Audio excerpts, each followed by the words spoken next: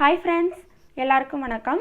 இன்றைக்கி வீடியோவில் நம்ம என்ன பார்க்க போகிறோன்னா, எல்லாருக்கும் ரொம்பவே பிடிச்ச ரொம்பவே ஹெல்தியான தேங்காய் பர்ஃபி எப்படி பண்ணுறதுன்னு தான் பார்க்க போகிறோம். அதுவும் வெல்லம் சேர்த்து எப்படி பக்குவமாக பண்ணுறதுன்னு தான் பார்க்க போகிறோம். வாங்க வீடியோவில் பார்த்து தெரிஞ்சுக்கலாம். நான் இன்றைக்கி தேங்காய் பர்ஃபி பண்ணுறதுக்கு ஒரு முழு தேங்காய் எடுத்திருக்கேன். பாருங்கள், இந்த அளவுக்கு பெருசாக இருக்குது. இப்போ இதை நல்லா உடச்சி துருவிட்டு வந்துடலாம்.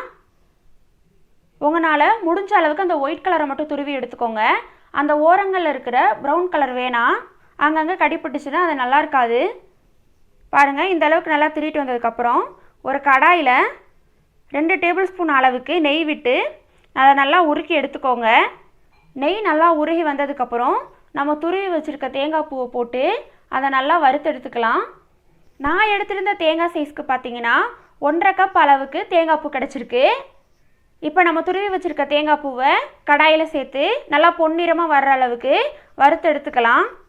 பொன்னிறம் வர்ற அளவுக்கு மட்டும் வறுத்தா போதும், ரொம்ப வறுத்துட வேணாம், அப்புறம் உதிரி உதிரியாக போயிடும். அதனால் ஓரளவுக்கு பொன்னிறமாக வந்தால் மட்டும் போதும். அடுப்பு லோ ஃப்ளேமில் வச்சு நல்லா வறுத்துக்கோங்க.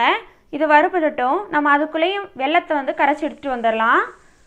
1.5 கப் தேங்காய்க்கு 1 கப் அளவுக்கு நான் வெல்லம் எடுத்திருக்கேன். அது கூட 1/4 கப் அளவுக்கு தண்ணி சேர்த்து வெல்லத்தை நல்லா உருக்கி எடுத்துக்க போகிறோம்.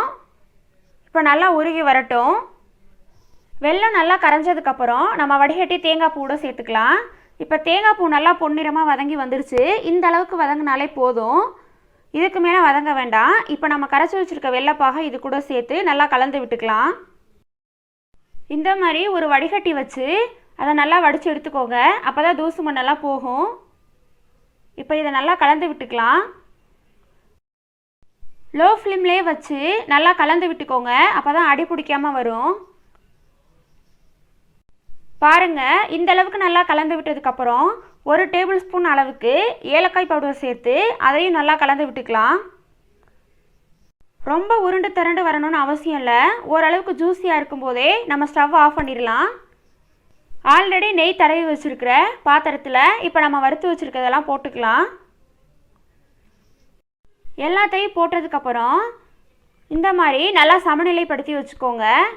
அப்போ தான் நம்மளுக்கு கட் பண்ணும்போது ஈஸியாக இருக்கும். தேங்காய் பர்ஃபியோட ஷேப் அழகாக கிடைக்கும். இந்த மாதிரி ஒரு ஸ்பூனோட பின்புறத்தில் நெய்யோ இல்லை எண்ணெயோ தடவிட்டு இந்த மாதிரி நல்லா சமநிலைப்படுத்திக்கோங்க. இப்போ அது 1/2 மணி நேரத்துக்கு நல்லா ஆறி வரட்டும். 1/2 மணி நேரம் கழித்து இதை கட் பண்ணி எடுத்துக்கலாம். இப்போ இது நல்லா ஆறிடுச்சு. இப்போ இதை கட் பண்ணி எடுத்துக்கலாம். பாருங்கள், எந்த அளவுக்கு கத்தி சாஃப்டாக உள்ள இறங்குதுன்னு. இந்த அளவுக்கு தான் இருக்கணும். இப்போ இது எல்லாத்தையும் பீஸ் போட்டு எடுத்து வச்சுக்கலாம்.